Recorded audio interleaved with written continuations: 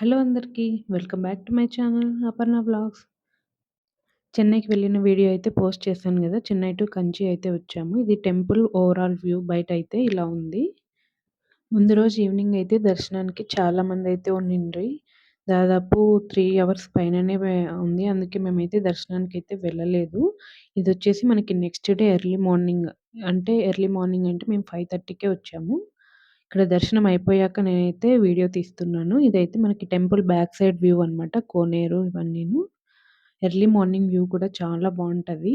మేమొచ్చినప్పుడైతే దర్శనానికి ఎవ్వరూ లేరు. కంచి కామాక్షి అమ్మ టెంపుల్‌కైతే మొబైల్స్ తీసుకెళ్ళొచ్చా? లేదా? అనేది చాలా మందికైతే డౌట్ ఉంటది కదా! తీసుకెళ్ళొచ్చు. కాకపోతే లోపల మనకి కెమెరా అయితే ఓపెన్ చేయకూడదండి. మొబైల్స్ కూడా అస్సలు ఓపెన్ చేయకూడదు. బ్యాగ్‌లో అయితే పెట్టేసుకోవాలి. ఫైనల్లీ మాకు దర్శనం అయితే చాలా బాగా జరిగింది. ఇంకా రూమ్‌కెళ్ళేసి మేము బ్యాగ్స్ అన్నీ ప్యాక్ చేసుకొనైతే రైల్వే స్టేషన్‌కైతే వచ్చాము. ఇక్కడ కంచికి 2 రైల్వే స్టేషన్‌లు ఉన్నాయని నాకైతే తెలీదు. ఇదొచ్చేసి మనకి టెంపుల్ దగ్గరలో ఉన్న రైల్వే స్టేషన్ అండి.